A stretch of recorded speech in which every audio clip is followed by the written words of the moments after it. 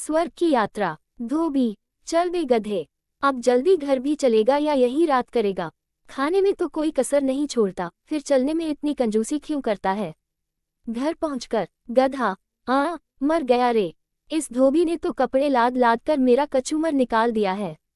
हे भगवान, मुझे इस धोबी से बचाओ, मुझे इस धोबी से बचा लो भगवान। इस तरह से गधा जब भी बोझा लादकर आता तो कराहते हुए भगवान को याद करता। एक दिन, धोबी, ले खा खा के तो गेंदा हो गया है, लेकिन काम करने में तेरी नानी मरने लगती है। फटाफट खा ले और चल, कपड़े लेने जाना है। अब चलेगा भी या तेरे लिए डोली मंगाऊं? चल। गधा, हे भगवान, मुझे इस धोबी से बचाओ भगवान। ये गधा रोज मुझे सच्चे मन से याद करता है। इसकी भक्ति ने मुझे प्रसन्न कर दिया, अब मुझे इसको दर्शन देना चाहिए। ऐसा सोच भगवान उस गधे के सामने प्रकट हुए। भगवान, मैं तुमसे बहुत प्रसन्न हूँ। गधा, कहो, क्या बात है? तुम इस तरह से मुझे रोज रोज क्यों ध्यान करते हो? तुम्हारे मन में जो भी कामना है मुझे बताओ, मैं उसे पूरा करने के लिए आया हूँ। गधा, ये कौन आ गया भगवान बनकर?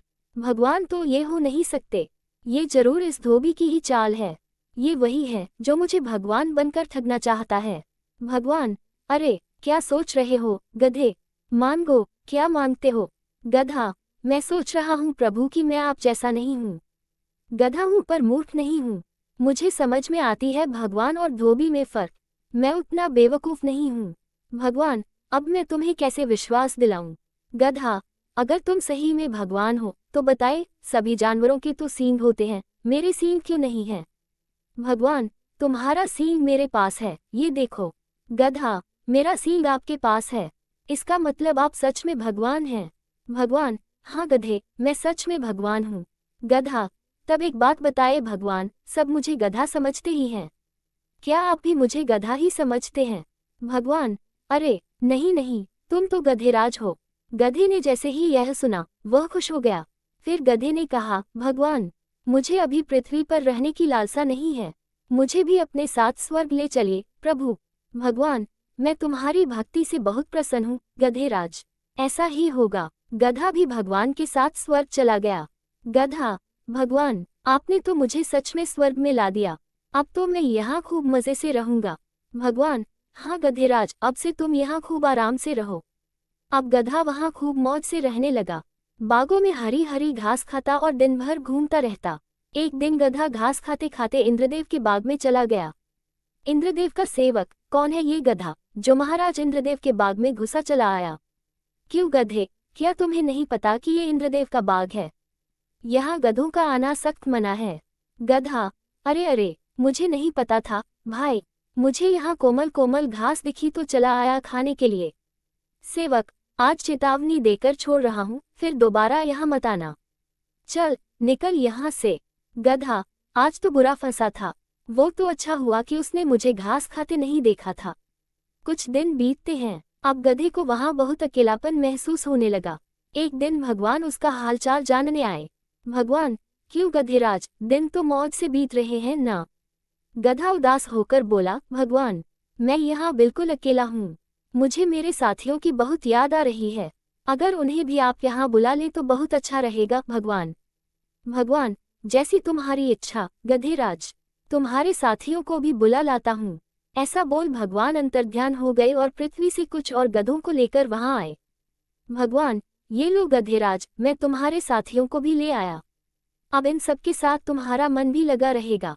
अब गधा बहुत खुश हुआ, अपने साथी गधों को लेकर बागों में घास खाने चला गया। जब घास खाकर सारे गधे एक साथ जमा होते हैं तो सभी गधों ने गाना गाना शुरू किया। सभी गधों ने अपने स्वर से पूरे स्वर्ग को संगीतमय बना दिया। जब उनकी आवाज से स्वर्ग की शांति भंग होने लगी तो भगवान वहां आए। भगवान, ये तुम क्या कर रहे हो गधेराज, तुम्हारे कारण स्वर्ग की शांति भंग हो रही है। गधा, हम तो गाना गा रहे हैं भगवान, हमारे गाने से मन को शांति मिलती है। भगवान, लेकिन गधेराज, ये धरती नहीं स्वर्ग है और यहाँ तुम्हारी यह धेचू धेचू की आवाज नहीं चलेगी। यहाँ रहना है तो तुम्हें अपनी आवाज पर अंकुश लगाना होगा। गधा, भगवान, तब तो ये सरासर नाइंसाफी हुई, क्या हमें बोलने का अधिकार नहीं मिलेगा? फिर मैं अपनी सुरीली आवाज किसे सुनाऊंगा? भगवान, गधेराज, तुम्हारी आवाजों से हमारे ध्यान में विघ्न पड़ रहा है। ये हमारी आखिरी चेतावनी है और इस पर अमल करो। गधा, भगवान, अगर ऐसी बात है तो मुझे यहाँ नहीं रहना है। हमें हमारी धरती पर भेज दो, वहाँ हम लोग कम से कम आज़ादी से बोल तो सकते हैं। भगवान, जैसी तुम्हारी इच्छा, गधेराज। जब तुम्हारी इच्छा धरती पर ही जाने की है तो इसमें मैं क्या कर सकता हूँ। चलो, मैं तुम्हें धरती पर भेज देता हूँ। गधे ने जब धरती पर जाने की बात सुनी तो खुशी से झूमने लगा। धोबी, चल उठ जा गधे। ना जाने कब से लगातार चिल्लाए जा रहा है। दिन में सोया सोया न जाने कौन सा सपना देखता रहता है। गधा घबराकर उठता है। गधा, क्या मैं ये सब सपने में देख रहा था। धोबी, अब चल जल्दी से खाना खत्म कर और फिर कपड़ा लेने जाना है। और हाँ, दोबारा सो मत जाना। गधा खुद से, चलो सपने में ही सही, स्वर्ग के दर्शन तो हो गए, लेकिन मुझे स्वर्ग से अधिक प्यारी ये धरती ही है। अब से मैं इच्छा भर के सबको अपने गाने सुना सकता हूँ।